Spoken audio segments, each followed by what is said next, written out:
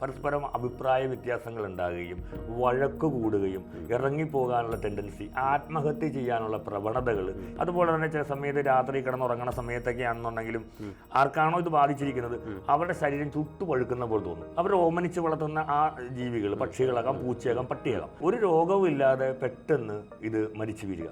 കൂടോത്രം, നമ്മൾ കൂടോത്രം നേരത്തെ സംസാരിച്ചിട്ടുണ്ട്. ജയകുമാർജി, കൂടോത്രം ചെയ്ത് കഴിഞ്ഞാൽ ഇതെങ്ങനെ തിരിച്ചറിയാൻ പറ്റും? അതായത് എന്തെങ്കിലും സിംറ്റംസ് ഉണ്ടാവുമോ കൂടോത്രം നമ്മുടെ ശരീരത്തിലുണ്ടെന്നുള്ളത്? തീർച്ചയായിട്ടും ഉണ്ടാവും. കാരണം ഒരു കൂടോത്രം എല്ലാവർക്കും ഏൽക്കണമെന്ന് നിർബന്ധമൊന്നുമില്ല. പ്രത്യേകിച്ച് നല്ല ഈശ്വര വിശ്വാസവും നല്ലൊരു പോസിറ്റീവ് എനർജിയൊക്കെ ഉള്ള ആളുകൾക്കൊന്നും ഈ കൂടോത്രം ഏൽക്കണമെന്ന് നിർബന്ധമൊന്നുമില്ല. പക്ഷെ കൂടോത്രം ഏൽക്കുന്നത് പലപ്പോഴും ഈ നെഗറ്റീവ് എനർജിയുള്ള ആ വീടുകളിലോ അതുപോലെ തന്നെ അവരുടെ സമയദോഷം, ഗ്രഹവശാല് അവരുടെ ചാരവശാലൊക്കെ അവരുടെ സമയം മോശമാണെങ്കിലൊക്കെ കൂടോത്രം ഏൽക്കാറുണ്ട്.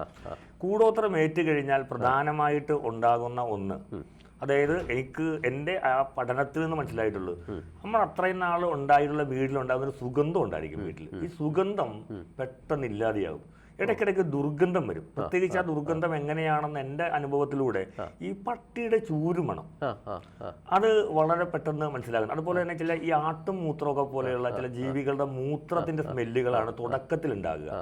അത് ആദ്യമേ അങ്ങനെ ഉണ്ടാകുക. അതിനുശേഷം ഉണ്ടാകുന്ന ഒരു കാര്യം, വീട്ടിലെ വളർത്തു മൃഗങ്ങൾ, പക്ഷികൾ, അവർ ഓമനിച്ച് വളർത്തുന്ന ആ ജീവികൾ, പക്ഷികളാകാം, പൂച്ചയാകാം, പട്ടിയാകാം, പെട്ടെന്ന് ഒരു രോഗവും ഇല്ലാതെ പെട്ടെന്ന് ഇത് മരിച്ചു വീഴുക. അക്യൂറിയത്തിലേക്ക് ഉണ്ടാകുന്ന മത്സ്യങ്ങളൊക്കെ ഉണ്ടെങ്കിൽ അത് പെട്ടെന്ന് ചത്തുപോകും. പൂച്ച ചത്തുപോകുക. ഒന്നുമില്ലെങ്കിൽ ഏതെങ്കിലും ഒരു ഇവരുടെ വീട്ടിൽ ഒന്നും ഇല്ലെന്നുണ്ടെങ്കിൽ അടുത്ത വീട്ടിലെ കോഴിയോ പൂച്ചയോ ഇവരുടെ വീട്ടിൽ വന്ന് ചാവും. അങ്ങനെ തുടക്കത്തിൽ അത് ഒന്നായിരിക്കില്ല, ഒരു അസ്വാഭാവികമായിട്ട് വീണ്ടും ആവർത്തിക്കപ്പെടും. ഇങ്ങനെ ആവർത്തിക്കപ്പെടുമ്പോൾ തന്നെ ഒന്ന് ആലോചിച്ചാൽ മതി, എന്തോ ഒരു ബാധ, ശത്രുബാധ ഈ പറഞ്ഞ രൂപത്തിൽ നമ്മുടെ വീട്ടിലേക്ക് പ്രവേശിച്ചിട്ടുണ്ട് എന്നുള്ളത് ഉറപ്പാണ്. അത് കഴിഞ്ഞ് ആ ഗ്രഹനാഥനോ അല്ലെങ്കിൽ ഗ്രഹനായികയ്ക്കോ അല്ലെങ്കിൽ അവിടെയുള്ള ആർക്കെങ്കിലുമൊക്കെ അസുഖങ്ങൾ വരിക.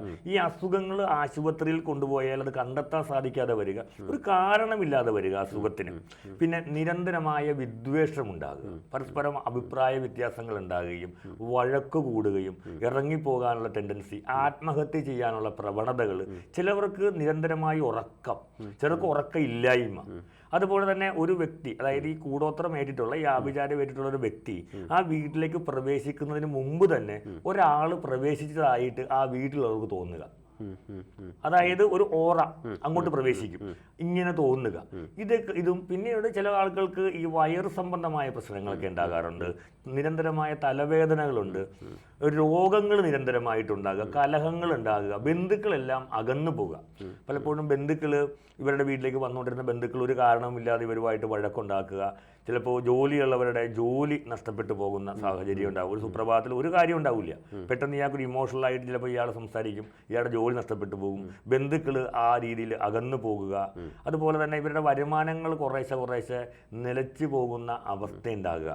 കുട്ടികളെ സംബന്ധിച്ചിട്ടാണെങ്കിൽ അവർക്ക് പഠിക്കാനുള്ള ഒരു താല്പര്യം കുറഞ്ഞു വരിക, അത് പഠിക്കാൻ പോകില്ല, അല്ലെങ്കിൽ പഠിക്കാനിരിക്കുമ്പോൾ ഉറക്കം വരിക, ക്ഷീണം ഉണ്ടാകുക, എനിക്ക് കോളേജിൽ പോകണമെന്ന് തോന്നുന്നില്ല, സ്കൂളിൽ പോകണമെന്ന് തോന്നുന്നില്ല എന്നുണ്ടാകുക. അതുപോലെ തന്നെ അപകടങ്ങൾ സംഭവിക്കും ഒരു പക്ഷേ. അപ്പം അപകടങ്ങൾ സംഭവിക്കുക എന്ന് പറയുമ്പോൾ അംഗവൈകല്യങ്ങളൊക്കെ സംഭവിക്കാനുള്ള ഒരു സാധ്യതകളുണ്ടാകും. അത് ഒരു പ്രാവശ്യമല്ല, ഒരേ കാര്യം തന്നെ, ഒരേ രീതി തന്നെ പല പ്രാവശ്യം ഇതിങ്ങനെ ആവർത്തിക്കപ്പെടും എന്നുള്ളതാണ്. അപ്പം നമുക്ക് സാധാരണ നമ്മൾ സംഭവിക്കുന്ന ഒരു സാഹചര്യങ്ങളുണ്ട്, എല്ലാവരുടെ വീട്ടിലും സാധാരണയായി ഉണ്ടാകുന്ന സാധാരണഗതിയിലുള്ള വിഷയങ്ങൾ വരും. ഇത് സാധാരണഗതിയല്ല, ഒരേ കാര്യം വ്യത്യസ്തമായിരിക്കും, പക്ഷെ ഒരു കാര്യം തന്നെ ഓരോരുത്തരുടെ വീട്ടിലും ഇതിങ്ങനെ ആവർത്തിച്ച് ഉണ്ടാകുക എന്നുള്ളതാണ്. അപ്പോൾ ഓരോ വീടുകൾക്കും ഓരോ രീതിയാണ്, അല്ലെങ്കിൽ ഓരോ വ്യക്തിക്കും അവരുടെ പ്രത്യേകതകൾ അനുസരിച്ചും എന്ത് രീതിയാണോ ഈ മാന്ത്രികൻ അല്ലെങ്കിൽ മാന്ത്രികനെ കൊണ്ട് ചെയ്യിച്ച ആൾ ഉദ്ദേശിച്ചിരിക്കുന്നത് അതേ രീതിയാണ് ആവർത്തിക്കുക. ഇപ്പോൾ ഒരാളുടെ ജോലി തടസ്സം, അല്ലെങ്കിൽ ബിസിനസ് തകർക്കുക എന്നുള്ളതാണെന്നുണ്ടെങ്കിൽ അയാളുടെ ബിസിനസ്സിന് റിലേറ്റഡ് ആയിട്ടുള്ള വിഷയങ്ങൾ, അല്ലെങ്കിൽ ശാരീരികമായ വിഷയങ്ങൾ ഉണ്ടാകുക, പോകാൻ പറ്റാതെ വരിക. അതുപോലെ തന്നെ അയാൾക്ക് ഓഫീസിൽ പോകുമ്പോൾ അവിടെ ഇരിക്കാൻ തോന്നുന്നില്ല, പെട്ടെന്ന് തിരിച്ചു പോകണമെന്ന് തോന്നുക, ഇയാളുടെ ക്ലയൻറ്റുമായിട്ട് അനാവശ്യമായിട്ട് കയർത്ത് സംസാരിക്കുക, വഴക്കുണ്ടാക്കുക. ഇങ്ങനെയൊക്കെ ആകുമ്പോൾ തീർച്ചയായിട്ടും ഒരാളുടെ ബിസിനസ്സിന് നാശം ബാധിക്കും, അയാളുടെ ബിസിനസ്സിനെ ബാധിക്കും. അങ്ങനെ അയാളുടെ ബിസിനസ് പതുക്കെ പതുക്കെ പതുക്കെ പതുക്കെ കുറഞ്ഞ് ആ ബിസിനസ് തന്നെ ചിലപ്പോൾ എന്നേക്കുമായിട്ട് പോകും.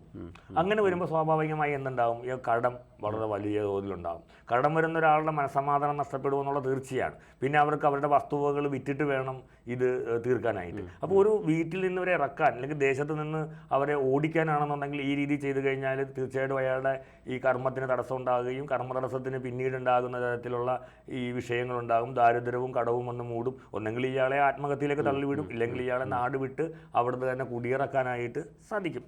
അപ്പോൾ ഇങ്ങനെ നിരന്തരമായ അന്ന് വരെ ഉണ്ടായിരുന്ന സമാധാനപരമായ ജീവിതത്തിന് ഒരു തടസ്സമുണ്ടാകുകയും അത് തിരിച്ച് എന്നും ദുരിതവും വഴക്കും പ്രശ്നങ്ങളും ഒക്കെ ഉണ്ടാകുക, ഉറക്കമില്ലാതിരിക്കുക. അതുപോലെ തന്നെ ചില സമയത്ത് രാത്രി കിടന്നുറങ്ങുന്ന സമയത്തൊക്കെ ആണെന്നുണ്ടെങ്കിലും ആർക്കാണോ ഇത് ബാധിച്ചിരിക്കുന്നത് അവരുടെ ശരീരം ചുട്ടുപഴുക്കുന്ന പോലെ തോന്നും. അത് കൂടെ ആരെങ്കിലും കിടപ്പുണ്ടെങ്കിലായിരിക്കും ചിലപ്പോൾ അറിയാൻ പറ്റുക. ഇവർ കൈകാലിട്ടൊക്കെ എപ്പോഴും ഇങ്ങനെ അടിച്ചുകൊണ്ടിരിക്കും. ഇടയ്ക്കിടയ്ക്ക് എഴുന്നേറ്റ് വെള്ളം കുടിക്കാനായിട്ടൊക്കെ തോന്നും, അങ്ങോട്ടും ഇങ്ങോട്ടും നടക്കും. അപ്പോൾ ഇങ്ങനൊരു വിഭ്രാന്തിയെല്ലാം ഒരാൾ കാണിക്കുന്നുണ്ടെങ്കിൽ ആ വ്യക്തിക്കും ചിലപ്പോൾ ഒരുപാട് പേർക്ക് ഒരുമിച്ചും ഈ ഒരു വിഷയം വരാറുണ്ട്. ബുദ്ധിഭ്രമം സംഭവിക്കുക, ഓർമ്മ പിശക് ഉണ്ടാകുക, ഓരോ കാര്യങ്ങൾ ഓർക്കാൻ പറ്റാതെ ആയിരിക്കുക, മറന്നു പോകുക. ഇങ്ങനെ നിരന്തരമായിട്ട് ഒരു മുറിക്കകത്ത് തന്നെ അടച്ചിരിക്കുക. പിള്ളേർക്ക് അതൊക്കെ ഏറ്റവും കൂടുതൽ കാണുന്നതൊക്കെ ഈ യുവതികളുടെ ഇടയിലാണ്. അതുപോലെ തന്നെ പ്രണയബന്ധങ്ങളിൽ പോയി ചാടുക, അതായത് ആശാസ്യമല്ലാത്ത പ്രണയബന്ധങ്ങളിൽ പോയി ചാടുക. ആ പ്രണയബന്ധങ്ങൾ നാട്ടിലെറിയുക, അപമാനം ആ കുടുംബത്തിനുണ്ടാകുക. അതുപോലെ തന്നെ യുവാക്കളൊക്കെ ആണെന്നുണ്ടെങ്കിൽ മയക്കുമരുന്ന് പോലെയുള്ള കാര്യങ്ങൾ, നല്ല സ്വഭാവമുള്ള പയ്യനായിരിക്കും, പക്ഷേ ഇത് കൂട്ടുകെട്ടി പോയി പെടും. അങ്ങനെ അവിടെ നിന്ന് പോയിട്ട് മയക്കുമരുന്ന് അങ്ങനെയുള്ള സാധനങ്ങൾ ഉപയോഗത്തിലേക്ക് പെടും. ഇങ്ങനെ ഒരു കുടുംബത്തിൻ്റെ മനസമാധാനം കളയാനായിട്ട് ഏതൊക്കെ സാഹചര്യമാണോ സംഭവിക്കാൻ സാധിക്കുന്നത് അതെല്ലാം ആവർത്തിച്ച് ചെയ്യുകയും അതിന് യഥാർത്ഥത്തിൽ ഒരു കാരണം കണ്ടെത്താൻ സാധിക്കാതെ വരുമ്പോഴാണ് രോഗം വരുന്ന. എല്ലാവർക്കും രോഗം വരാറുണ്ട്, പക്ഷേ ആ ഒരു ഡോക്ടർ എല്ലാ വിധത്തിലുള്ള ടെസ്റ്റുകൾ ചെയ്തിട്ടും നിങ്ങൾക്ക് രോഗമൊന്നുമില്ല, നിങ്ങൾക്ക് മാനസികമായിട്ടുള്ള ബുദ്ധിമുട്ട് കൊണ്ട് അല്ലെങ്കിൽ നിങ്ങളുടെ ചിന്തയാണ്, നിങ്ങളുടെ ടെൻഷനാണെന്ന് പറഞ്ഞു വിടും. അപ്പോൾ അതിൻ്റെ ഫലമായിട്ട് നമ്മൾ നേരെ പോയി സൈക്കോളജിസ്റ്റിനെ സൈക്കാട്രിസ്റ്റിനെ കാണും. അവിടെ ചെന്ന് കഴിയുമ്പോൾ അവരും പറയുന്നത് ഇത് നിങ്ങളുടെ ചിന്തകളാണ്, കുഴപ്പമൊന്നുമില്ല, ഒന്നോ കൗൺസിലിംഗ് നടത്തിയാൽ മതി, ഇല്ലെങ്കിൽ എന്തെങ്കിലും മെഡിസിൻ കഴിച്ചാൽ മതി. എന്നിട്ടും ഇതിന് യാതൊരു വിധത്തിലുള്ള വ്യത്യാസവും ഇല്ലാതെ ഇതിങ്ങനെ നിലനിൽക്കുമ്പോഴാണ് അവസാന ഘട്ടം മാന്ത്രികനെയോ ജ്യോതിഷനെയോ ഇതിൻ്റെ സൂക്ഷ്മമായ കാരണം എന്താണെന്ന് കണ്ടുപിടിക്കാനായിട്ട് വരുന്നത്. അവിടെയാണ് ഇങ്ങനെയുള്ളൊരു കാരണം കണ്ടുപിടിക്കുന്നത്. പലപ്പോഴും അത് ഏറ്റവും ടോപ്പായിട്ട് അല്ലെങ്കിൽ ഏറ്റവും ഡീപ്പായി ഇവരെ ബാധിച്ചതിന് ശേഷമായിരിക്കും ഇത്തരക്കാർ ജ്യോതിഷനെ കാണാൻ വേണ്ടി പോകുന്നത്. കാരണം അത്ര നാൾ വരെ ജ്യോതിഷത്തിൽ വിശ്വാസമില്ലാത്തവരും മാന്ത്രികത്തിലും അതുപോലെ പൂജയിലും വിശ്വാസമില്ലാത്തവരാണെങ്കിൽ പോകാതിരിക്കും. ഒരുപാട് പേരുടെ നിർബന്ധത്തിന് വഴങ്ങിയിട്ടായിരിക്കും ഇവർ വരുന്നത്. അപ്പോഴത്തേക്കും ഇവരുടെ ജീവിതം ഏകദേശം പരിപൂർണമായ അസ്തമനത്തിലേക്ക് സ്തംഭനത്തിലേക്ക് എത്തപ്പെടുന്ന ഒരു സമയത്തായിരിക്കും ഇവർ കാണാൻ വരിക. പിന്നെ ഒരുപാട് ശ്രമഫലമായിട്ടാണ് ഇവർക്ക് അവിടെ നിന്ന് ഉയർന്നു പോകാനായിട്ട് പലപ്പോഴും സാധിക്കുന്നത്. ഈ കൈവശം നമ്മളിപ്പോൾ ഇതുപോലെ ഇങ്ങനെ തിരിച്ചറിഞ്ഞു, പക്ഷേ ഈ കൈവശം മാറ്റാൻ വേണ്ടി വളരെ പെട്ടെന്ന് നമുക്ക് ചെയ്യാൻ പറ്റുന്ന ഉപാധികൾ എന്താണ്? അല്ലെങ്കിൽ ഏത് അമ്പലത്തിൽ പോയാലും, ഇപ്പോൾ നമ്മുടെ തിരുവിഴ മഹാദേവ ക്ഷേത്രം പറയുന്നുണ്ട്, അങ്ങനെ എന്തെങ്കിലും സജഷൻ?